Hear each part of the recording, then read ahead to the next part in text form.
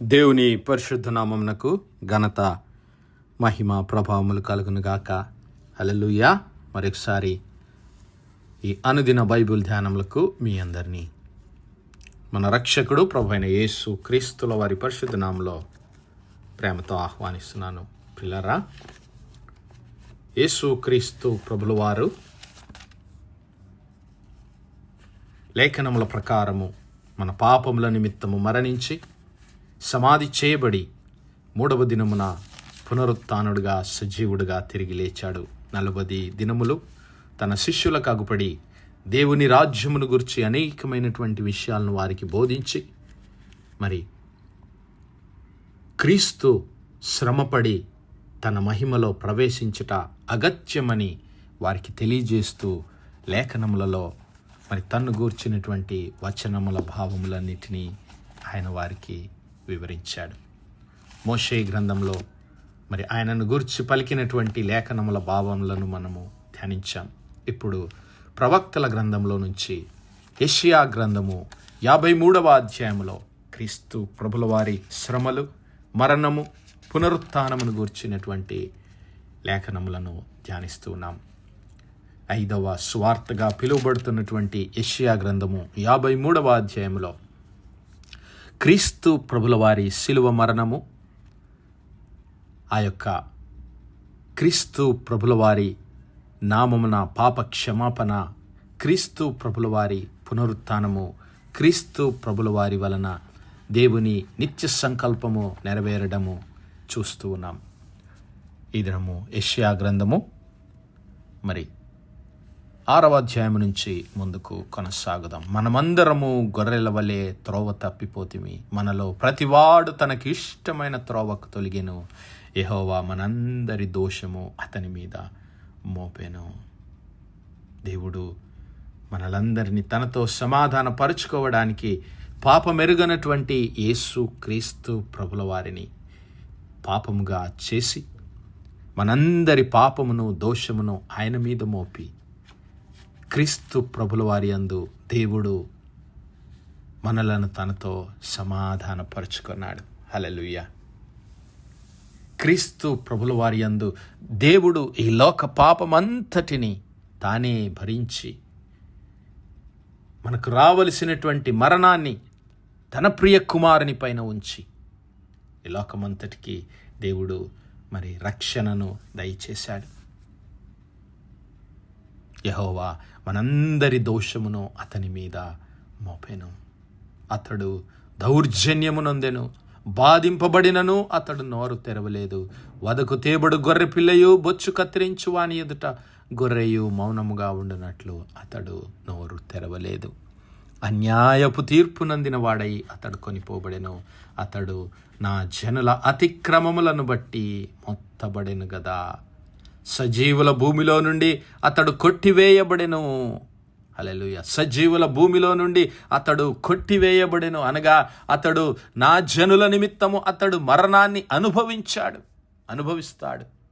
మరణిస్తాడు. సజీవుల భూమిలో నుండి ఆయన కొట్టివేయబడతాడు అని స్పష్టంగా క్రీస్తు ప్రభుల వారు కలువరి శిలువలో పొందబోయేటటువంటి ఆ హింసలను గురించి, మనందరి పాపముల నిమిత్తము ఆయన పొందబోయే మరణాన్ని గురించి ఇక్కడ ప్రవక్త అయినటువంటి యెషయా స్పష్టంగా తెలియజేస్తూ ఉన్నాడు. అతని తరములో ఈ సంగతి ఆలోచించిన వాడెవడు? అతడు మరణమైనప్పుడు భక్తిహీనులతో అతనికి సమాధి నియమించబడెను. ధనవంతుని యొద్ద అతడు ఉంచబడెను. నిశ్చయముగా అతడు అన్యాయమేమియూ చేయలేదు, అతని నోట ఏ కపటము లేదు. హల్లెలూయా. క్రీస్తు ప్రభుల వారు కలువరి శిలువలో మరి ఆ శిలువకు వ్రేలాడదీయబడ్డాడు, మేకులతో కొట్టబడ్డాడు. కుడివైపున ఒక దొంగ, ఎడమ వైపున ఒక దొంగ ఆయనతో పాటు శిలువ వేశారు. ఆ యొక్క మరి భక్తిహీనులతో, ఆ దొంగలతో క్రీస్తు ప్రభుల వారిని వారు ఎంచారు. దొంగ వలె ఆయనను శిలువకు వేసి చంపారు. నిశ్చయముగా అతడు అన్యాయమేమీ చేయలేదు, అతని నోట ఏ కపటమునూ లేదు, అతనిని నలుగుగొట్టుటకు యెహోవాకు ఇష్టమాయెను. ఆయన అతనికి వ్యాధి కలుగజేసెను. అతడు తన్ను తానే అపరాధ పరిహారార్థ బలి చేయగా అతని సంతానము చూచును. అతడు దీర్ఘాయుష్మంతుడగును. యెహోవా ఉద్దేశము అతని వలన సఫలమగును. దేవునామానికే మహిమ కలుగునుగాక.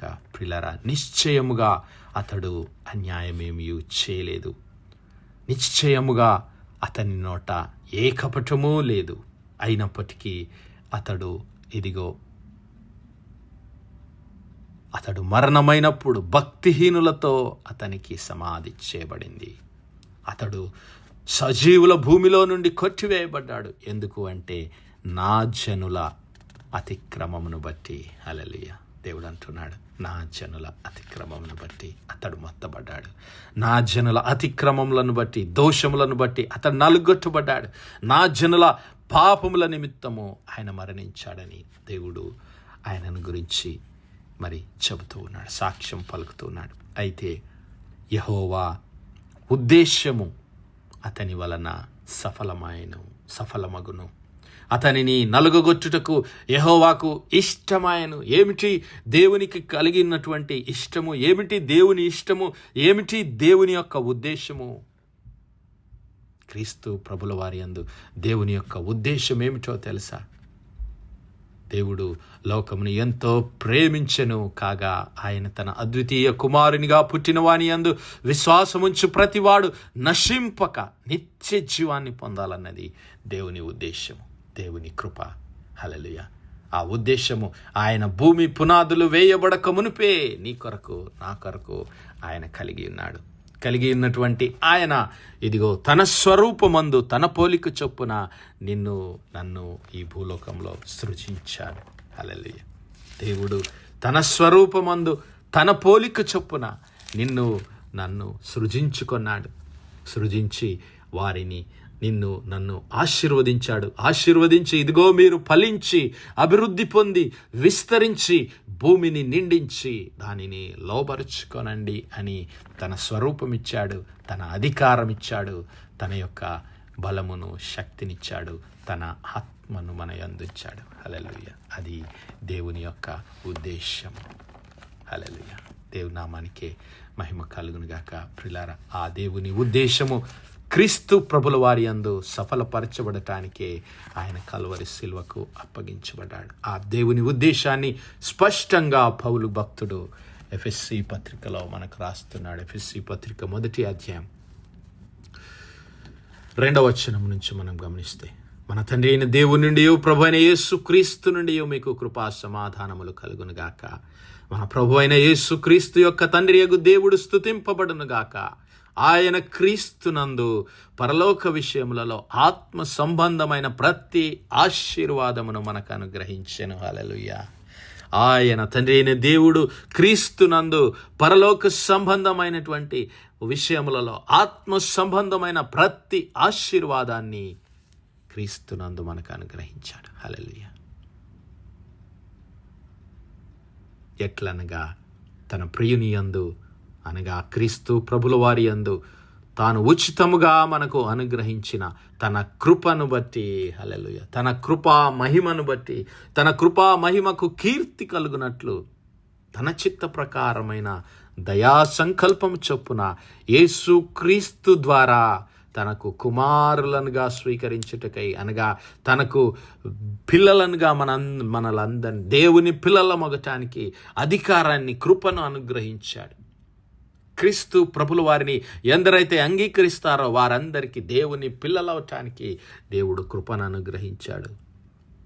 తన చిత్త ప్రకారమైన దయా సంకల్పం చొప్పున యేసు క్రీస్తు ద్వారా తనకు కుమారులనుగా మరి కుమార్తెలనుగా స్వీకరించుటకై మనలను ముందుగా తన కోసము నిర్ణయించుకొని మనము తన ఎదుట పరిశుద్ధులము నిర్దోషులమై ఉండవలెనని జగత్తు పునాది వేయబడక మునుపే, హల్లెలూయా, జగత్తు పునాది వేయబడక మునుపే ప్రేమ చేత ఆయన క్రీస్తులో మనలను ఏర్పరచుకునేను. దేవుని నామానికి మహిమ కలుగునుగాక.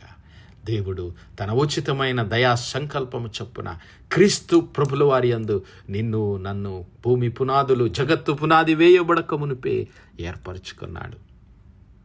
ఏర్పరచుకున్నటువంటి ఆయన ఇదిగో దేవుని కృపా మహా ఐశ్వర్యాన్ని బట్టి ఆ ప్రియుని యందు అనగా యేసు క్రీస్తు ప్రభుల వారి యందు ఆయన రక్తము వలన మనకు విమోచనము అనగా మన అపరాధములకు పాప క్షమాపణ కలుగుచున్నది. కాలం సంపూర్ణమైనప్పుడు జరగవలసిన ఏర్పాటును బట్టి కాలం సంపూర్ణమైనప్పుడు దేవుడు స్త్రీ గర్భమునందు తన ప్రియ కుమారుడైనటువంటి యేసు క్రీస్తు ప్రభుల వారిని ఈ లోకమునకు రక్షకుడిగా పంపించి కలువరి శిలువకు ఆయనను అప్పగించాడు. కాలం సంపూర్ణమైనప్పుడు జరగవలసిన ఏర్పాటును బట్టి ఆయన తన దయా సంకల్పము చొప్పున తన చిత్తమును గూర్చిన మర్మమును మనకు తెలియజేసి మనకు సంపూర్ణమైన జ్ఞాన వివేచన కలుగుటకు ఆ కృపను మన ఎడల విస్తరింపచేశాను. హల్లెలూయా. ఆ దేవుని ప్రియ కుమారుడైనటువంటి క్రీస్తు ప్రభుల వారిని గూర్చినటువంటి జ్ఞానాన్ని దేవుడు మనకు బయలుపరిచాడు, ప్రత్యక్షపరిచాడు. తన ప్రవక్తల ద్వారా ఆ విషయాలన్నిటినీ మనకు తెలియజేశాడు. హల్లెలూయా. ప్రకటన గ్రంథం 13వ అధ్యాయం 8వ వచనంలో ఇదిగో భూనివాసులందరూ అనగా జగదుత్పత్తి మొదలుకొని వధింపబడి ఉన్న గొర్రెపిల్ల యొక్క జీవ గ్రంథమందు ఎవరి పేర్లు వ్రాయబడలేదో వారు ఆ మృగమునకు అనగా సాతానుకు నమస్కారం చేయుదురు. జగదుత్పత్తి మొదలుకొని వధింపబడినటువంటి దేవుని గొర్రెపిల్ల క్రీస్తు ప్రభుల వారు ఆయన జీవ గ్రంథములో నీవు నేను దేవుని చేత ఎన్నుకొని లిఖించబడినటువంటి వారం. అది దేవుని యొక్క ఉద్దేశము. హల్లెలూయా. దేవుని దయా సంకల్పం, దేవుని మరి ప్రణాళిక. దానిని బట్టి క్రీస్తు ప్రభుల వారు నీ కొరకు నా కొరకు కలువరి శిలువలో తన పరిశుద్ధ రక్తాన్ని చిందించి తన ప్రాణమును అర్పించి నిన్ను నన్ను విమోచించాడు. హల్లెలూయా. పితృపారంపర్యమైన మీ వ్యర్థ ప్రవర్తనను విడిచిపెట్టినట్లుగా వెండి బంగారముల వంటి క్షయ వస్తువుల చేత మీరు విమోచింపబడలేదు, కానీ అమూల్యమైన రక్తము చేత అనగా నిర్దోషమును నిష్కలంకమునగు గొర్రెపిల్ల వంటి క్రీస్తు రక్తము చేత మీరు విమోచింపబడితిరని ఎరుగుదురు గదా. ఆయన జగత్తు పునాది వేయబడక మునుపే నియమించబడెను. హల్లెలూయా. ఆ క్రీస్తు ప్రభుల వారు జగత్తి పునాది వేయబడక మునుపే నియమించబడెను, కానీ తన్ను మృతులలో నుండి లేపి తనకు మహిమ ఇచ్చినటువంటి దేవుని ఎడల తన ద్వారా విశ్వాసులమైన మన అందరి నిమిత్తము కడవరి కాలములయందు ఆయన ప్రత్యక్షపరచబడి దేవుని నామానికి మహిమ కలిగిన గాక. దేవుని చిత్తము చొప్పున దేవుని దయా సంకల్పం చొప్పున క్రీస్తు ప్రభుల వారు మనందరి నిమిత్తం కలువరి శిలువలో తన ప్రాణాన్ని అర్పించి మరణించి పునరుత్థానుడుగా సజీవుడిగా తిరిగి లేచాడు. ఇప్పుడు ఆరోహణమై పరలోకమందున తండ్రి అయిన దేవుని కుడి పార్శ్వమున ఆసీనుడయ్యున్నాడు. ఆయన తిరిగి మనలందరినీ తీసుకెళ్ళడానికి, ఆ నిత్య జీవములోనికి తీసుకెళ్ళడానికి మేఘవాహనుడై త్వరలో రాబోతున్నాడు. ఆ క్రీస్తు ప్రభుల వారిని ఎదుర్కొనడానికి సిద్ధపడదాం. అట్టి కృప, అట్టి ధన్యత దేవుడు మనందరి జీవితాల్లో దయచేయనుగాక. ఆమేన్, ఆమేన్, ఆమేన్. ప్రార్థించుదాం. హల్లెలూయా, హల్లెలూయా, హల్లెలూయా, హల్లెలూయా. స్తోత్రం, స్తోత్రం, స్తోత్రం, స్తోత్రములు తండ్రి. అత్యంత కృపాభరితుడవు, అత్యున్నత సింహాసనంపై ఆసీనుడవైన మా ప్రియ పరం తండ్రి, చూమగలిగిన మా దేవా, కృపా కనికరములు గల మా తండ్రి, సైన్యములకు అధిపతి వాగు మా యెహోవా ప్రభువా, ఉదయకాలం మొదలుకొని ఇంత మటుకు మా తండ్రి మీ చల్లనెక్కల నీడను భద్రపరిచి అయ్యా ఈ రాత్రికాల సమయమందు మరొకసారి మీ ప్రియ కుమారుడు మా ప్రభువైన యేసు క్రీస్తుల వారి పరిశుద్ధ నామములో దేవా మీ కృపా సన్నిధానంలో ప్రార్థించడానికి సజీవ లెక్కలుంచిన తండ్రి మీకు స్తుతులు స్తోత్రాలయ్యా. మీ యొక్క పరిశుద్ధాత్మ సహాయం, కాపుదల, ఆదరణ బట్టి మీకే వందనాలు, స్తుతులు, స్తోత్రాలు. అవునయ్యా, మీ ప్రియ కుమారుడైనటువంటి యేసు క్రీస్తు ప్రభుల వారు భూమి పునాదులు వేయబడక మునిపే మీరు మా కొరకు నిర్ణయించి క్రీస్తునందు మమ్మల్ని పరిశుద్ధులుగా, పవిత్రులుగా మీ సన్నిధానంలో చేర్చుకునడానికి మీ చిత్త ప్రకారం మీ దయా సంకల్పం చొప్పున అయ్యా మా కొరకు మీరు కలిగిన రక్షణ ప్రణాళిక కొరకు మీకు స్తుతులు, స్తోత్రాలయ్యా. ఆ క్రీస్తు ప్రభుల వారి పరిశుద్ధ రక్తం చేత మా హృదయాలను, మా ఆత్మలను శుద్ధీకరించుకొని దేవా మీ సన్నిధానంలో మీ కొరకు మహిమగల సాక్షులుగా నీవు జీవించే కృప మాలో ప్రతి ఒక్కరికి దయచేయమని మహిమ, ఘనత, ప్రభావాలు మీకే చెల్లిస్తూ మా ప్రభును, మీ ప్రియ కుమారుడు, మా రక్షకుడైన యేసు క్రీస్తుల వారి పరిశుద్ధ నామం ప్రార్థించి వేడుకుంటున్నాం మా పరలోకపు తండ్రి. Amen, amen, amen. God bless you all. Praise the Lord. Shalom.